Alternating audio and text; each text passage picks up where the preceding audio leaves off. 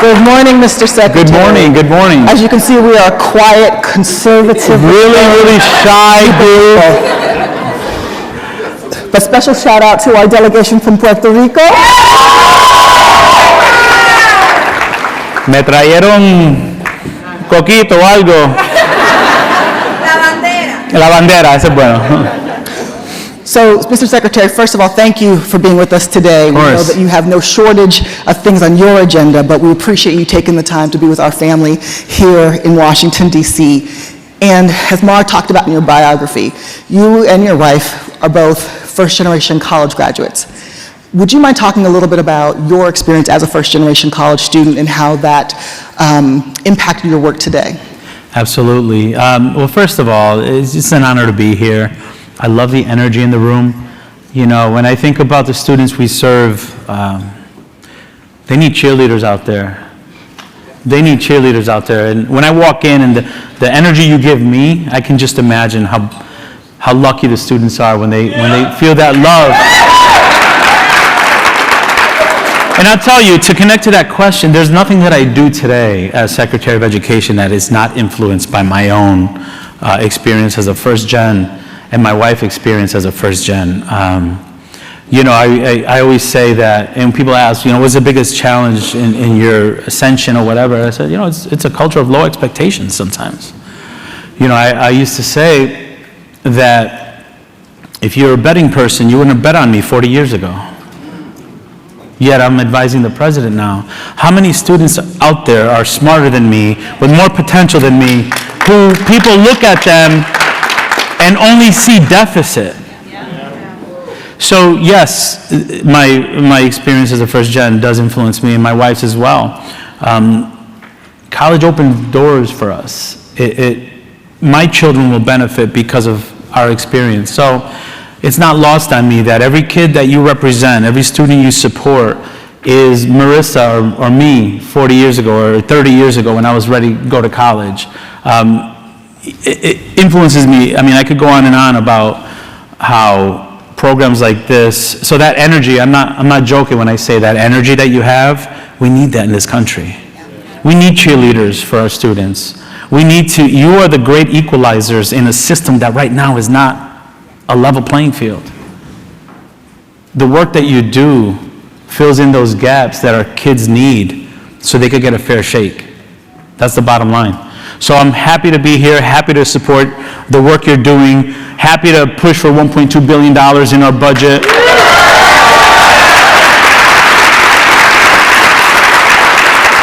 So as I go to the Hill to talk about our budget, and I take the lumps and I'm sticking and moving with their questions, it's this energy that keeps me going. But I'll be honest with you, there's no one at the Hill that I've met that doesn't support the work you're doing. So as you go out there today, and you advocate, just bring stories of the students whose lives you're impacting with you, okay? Awesome. Yeah. Awesome. So building on that last conversation, you taught in the same public school system that you attended as a child in Meriden, Connecticut, just up the road from my hometown, New Haven, Connecticut. And then you rose to become a principal, assistant superintendent, and then commissioner of education for the state. Yep. How does your experience as a classroom teacher and then as an education official influence your work today as Secretary of Education? Yeah, absolutely.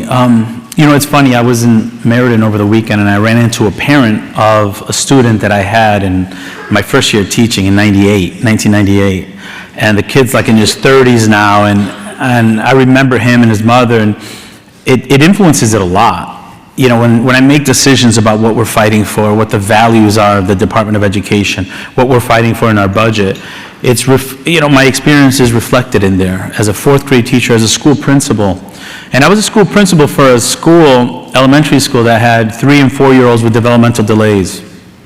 Had over 150 students who are bilingual, new arrivals to the country, children with autism.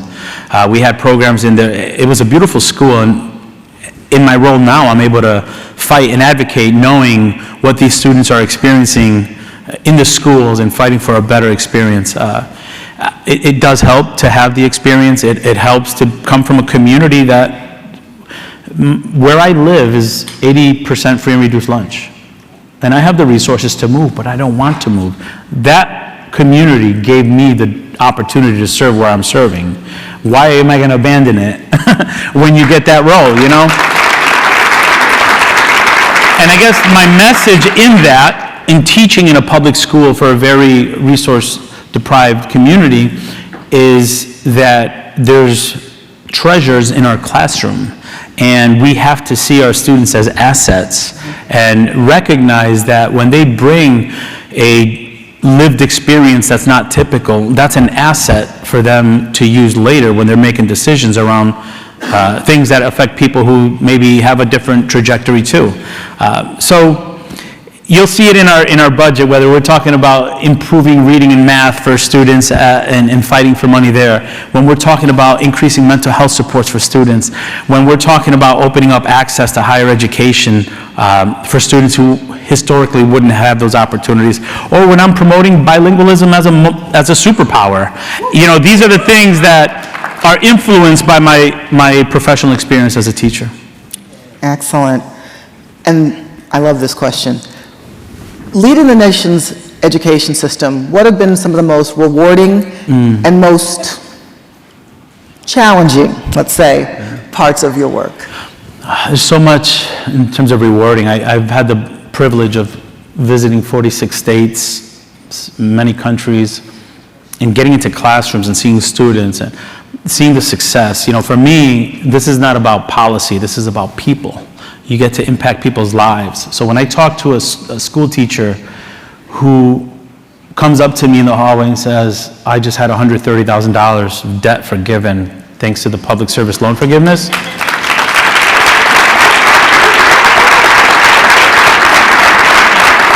and that teacher says, now I could help my children go to college.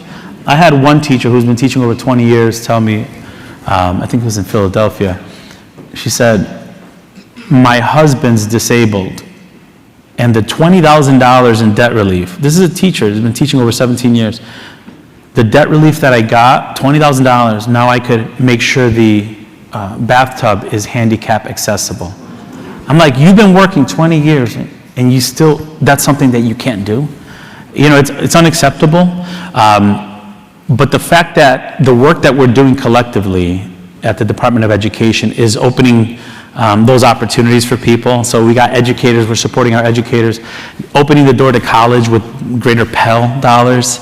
I was in a school recently too, a dual language school in Massachusetts, and I was speaking to students from different countries, and having them hear from me that their multiculturalism is one of their greatest assets.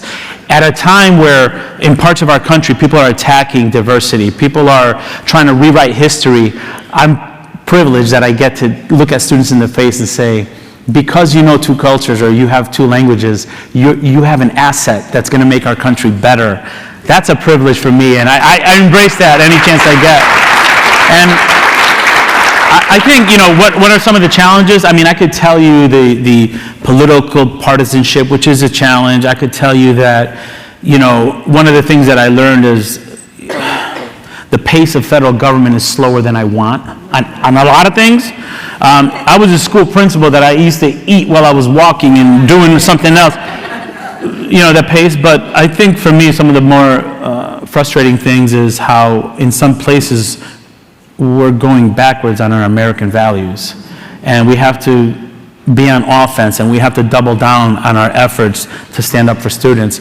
It's combating the ay bendito effect. You know, ay bendito, pobrecito el nene, he had such a hard life, let's just accept less. Fighting the ay bendito mentality and that culture of low expectations that still exists in our country in 2024. That to me is the stuff that maybe is the most challenging, but keeps me going and keeps me getting up and wanting to fight. Well, let's see if we can give you another reason. How many folks in this room have had student loan debt relief under the Biden administration? Yep. We're just warming up. We're just warming up. $138 billion, 3.8 million people in this country, 3.8 million, and that's with the Supreme Court shutting down our biggest plan. So we're just warming up.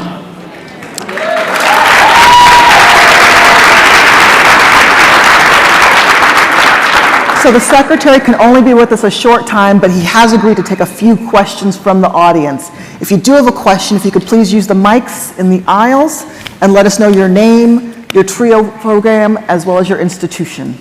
Any questions? I know this is not a shy group, so. I'm Paul Barnes. I'm the director of TRIO Upward Bound programs at the University of Montevallo. And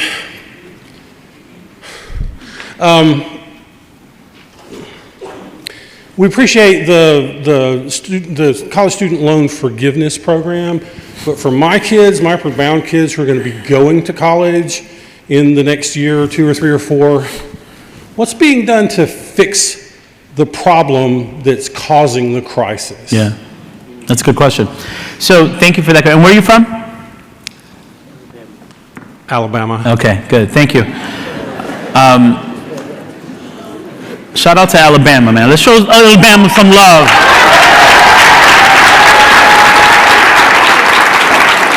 I met the Commissioner of Education in Alabama recently at the White House, and we had a good conversation about how we need to make sure we're putting partisan stuff aside and work together on behalf of kids. So I was really felt pleased with that conversation.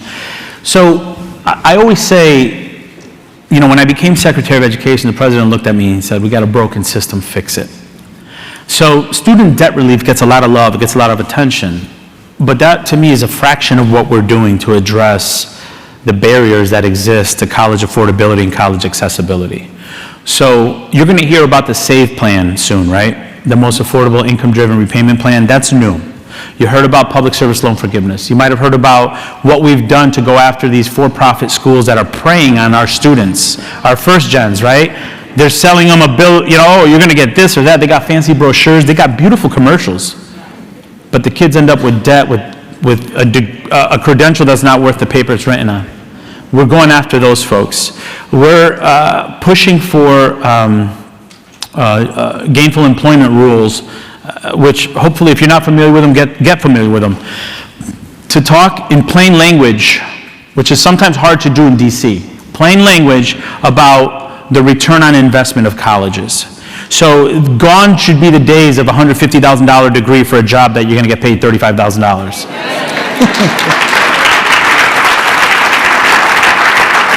So to answer your question, we're increasing accountability, transparency on all schools. We're going after the bad actors. And then I'm also pushing colleges, four-year colleges in particular, because two-year colleges get it, that if you're not connected to the industry standards and the industry needs and the high-skill, high-paying careers, and you're making students mold into your old model, then you're going to be irrelevant soon.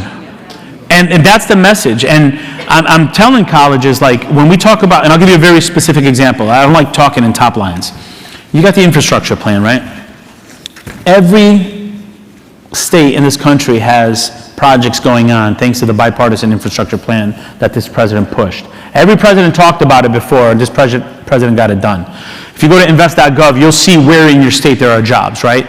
So some of these careers are, you know, credentials, 2-year program, you get a credential, you could be a lineman, you could be working on welding, doing this or that. But you're also going to need engineers. You're going to need architects for this infrastructure renaissance, if you will.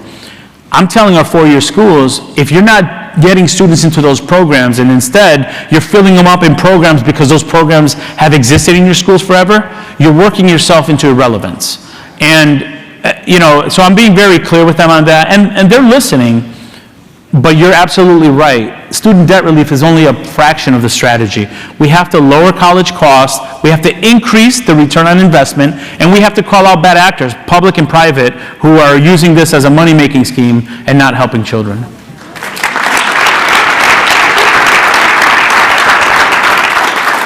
Hi. Good morning. Okay. Good morning. Teresa Rader, Montana Tech, Butte, Montana, several TRIO programs. So, sir, can you answer, what do you want our TRIO community to know about the Better FAFSA? Yeah. And how can we work together to ensure our students have timely access to federal aid? So, you know, here's an example. When you talk about what are things that, you know, make you scratch your head. So The better FAFSA is an answer to the old FAFSA that I filled out for my son who's a sophomore in college. That system is older than some of the parents of the students you serve. It really, and some of the programming that was used in that system is older than me. It was long overdue for change, and change is hard, and change is frustrating. But we know the things worth fighting for are going to be difficult. And we're every single day, 24/7, that's my priority right now, to make sure we get that information out to colleges so that we could open the doors to opportunities for students. I'll tell you, better FAFSA at the end of the day, for generations, right? This is the year of first implementation. We're going to have little things that come up that are slowing us down, but I'll take that fight all day. Because I know at the end of the day, 600,000 more students are going to have access to up to $7,400, which is the highest ever, and that's going to open the door to students that you represent.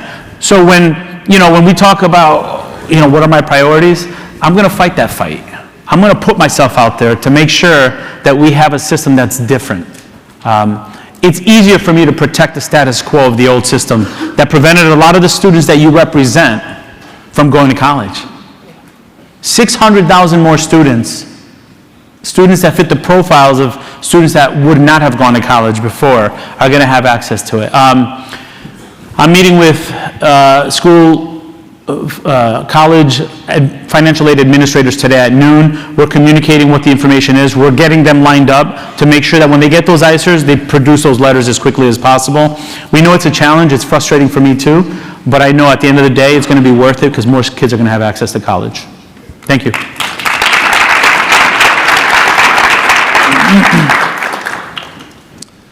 Good morning, Mr. Secretary. Good morning. Thank you for being here.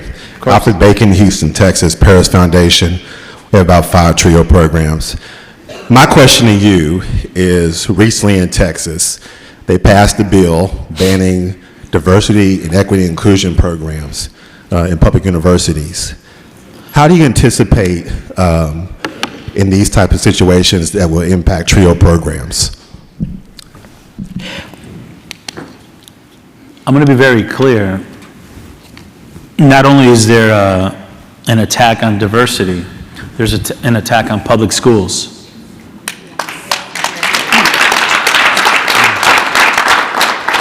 There's an attack on teaching correct history.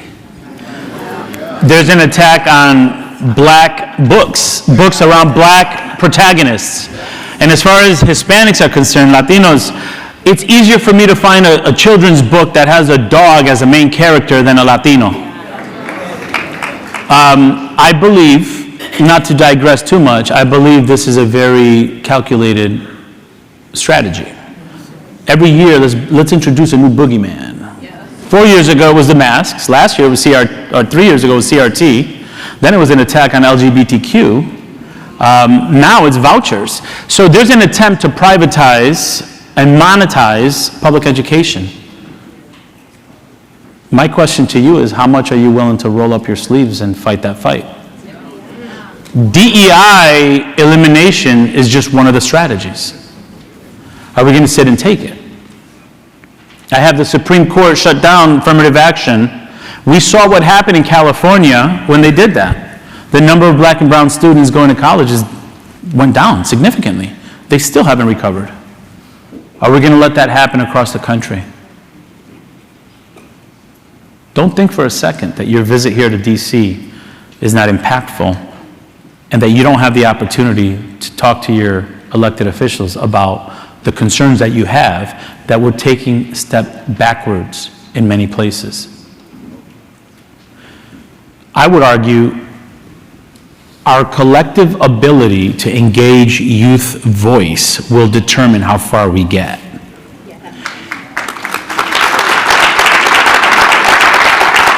When it comes to preserving efforts to keep our campuses diverse, because we know students learn best in a diverse environment, the degree to which we engage our students will determine our success.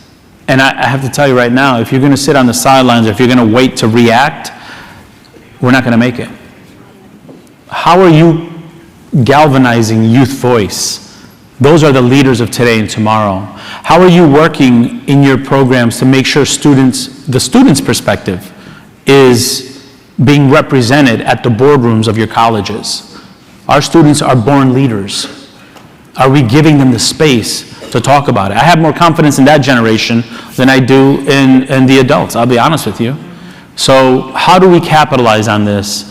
I am concerned, but I also know that there's no movement in this country that hasn't been led by our youth. I'm reminded of this in my little bracelet that was given to me by an elementary school. It says, good trouble.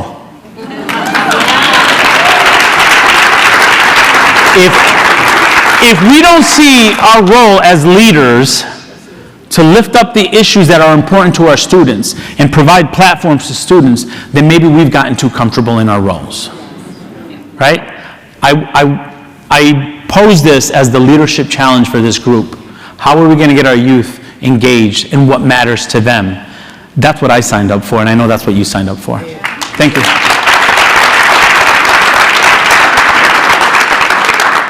My name is Tristan Schmidt, University of Iowa Trio Upward Bound. My question is, going back to the kind of the partisanship and touching on what you just previously spoke upon, how do you reconcile that when there's increasingly volatile partisanship to the point where some folks will express that our students' livelihoods are not worthy of existence? How do we reconcile that, and how do we move across that common ground with folks who have that perception of our students?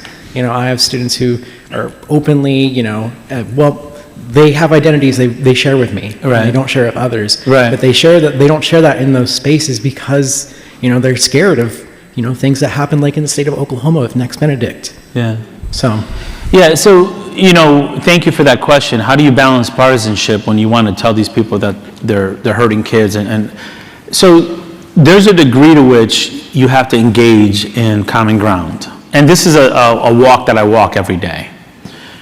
What I found as Secretary of Education is supporting students' ability to read and perform math.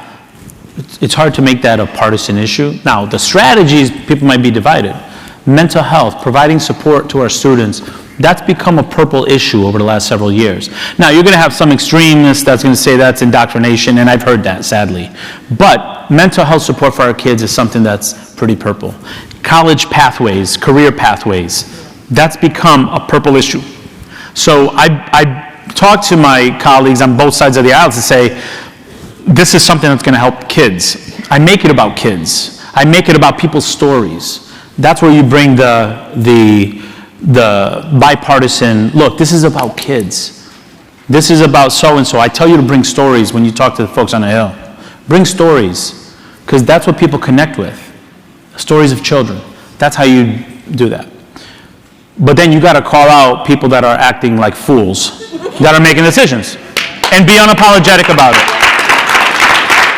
You got to be able to say, you're homophobic, you're racist, and you shouldn't be in a position of leadership when you're dealing with my kids.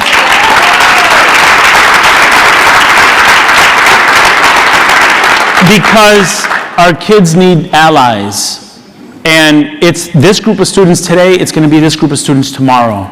So we need to empower our students to have voice, not only on the issue when it's affecting them, but to make sure that they're fighting also for a more perfect union. Leadership of our youth is critical. Creating the pathways for our youth is critical. Making sure that their voice is listened to on your college campuses, on the colleges that you work with, is critical. They know what to say. And then just making sure that students have that support, making sure that schools have that mental health support for students, that sense of inclusion and connection, but not being afraid to call out the hypocrisy that exists. That to me is something that, I didn't learn that from any PhD or doctoral program, I learned that from my parents. Boricuas that said, mira, cuando tú ves algo malo, tienes que decir algo. Yeah. This will be our last question.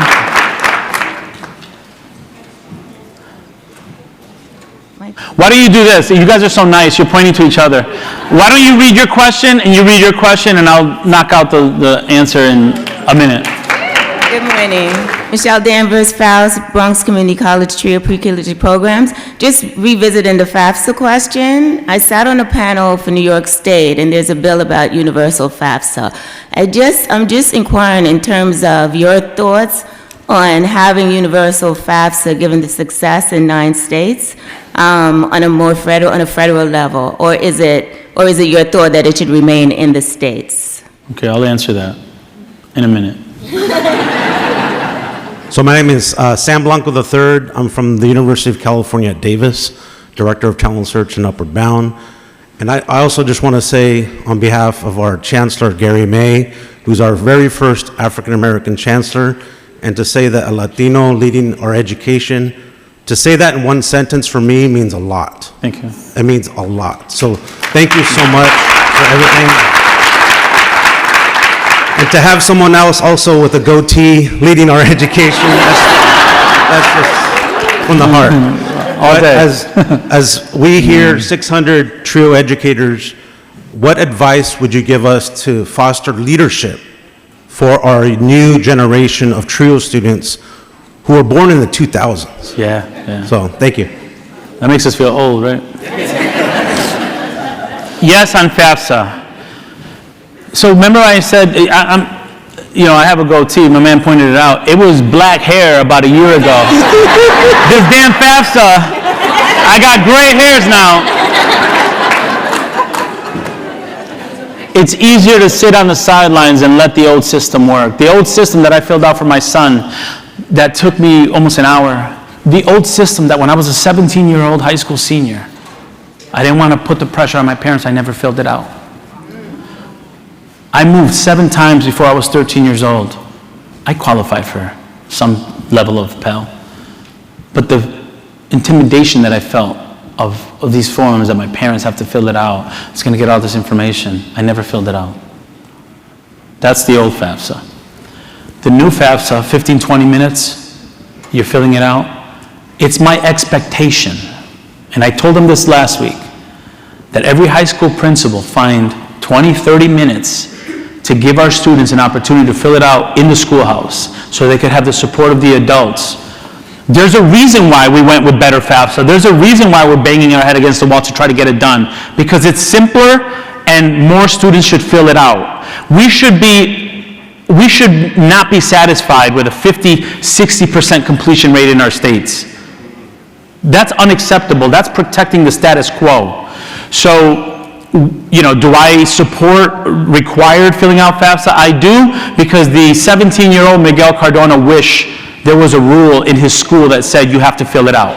And we're going to be here to support you. Yes. We have a K-12 strategy right now where we're pushing. I talked to the Commissioner of Education in California who said, you know what, I want to lead the country in the growth. And they're doing a great job in California, but guess who's in first place? Connecticut. Connecticut.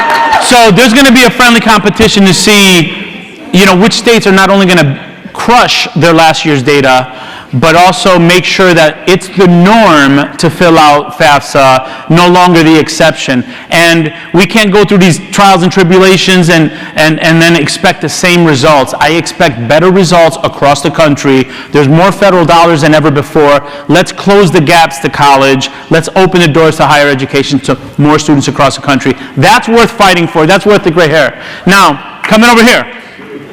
I always say, I'm as American as apple pie and rice and beans, right? So when you say it's good to see a Latino, look, born and raised in Connecticut, my parents came from, that's right, my parents came from Puerto Rico in the 1960s, and my grandparents sacrificed the paradise of Puerto Rico for the projects so that their kids and their kids could have a better opportunities. 2 generations later, I'm advising the president. This is the American story. This is the American story. So as much as I'm proud to, la bandera preciosa de Puerto Rico, I'm proud of that, we should normalize, this is the American story. And for me, I go back to what I said earlier, when you talk about the leadership, the students who are born now, how are we evolving our leadership to meet the moment? when we have 13 states passing laws that certain students can't play sports, or when we're saying we're going to abolish programs that are promoting inclusivity, when we're trying to rewrite African American history.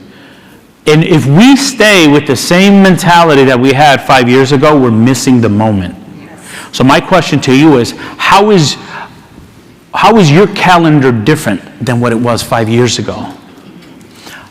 Your calendar is a reflection of your values. So if your calendar doesn't include leading in today's society for our kids, if your professional development to the educators that are greeting the students does not include how to engage students in advocacy and empowering youth in having difficult conversations, if your programs don't have that lesson, then you might be missing an opportunity to create the next generation of leaders.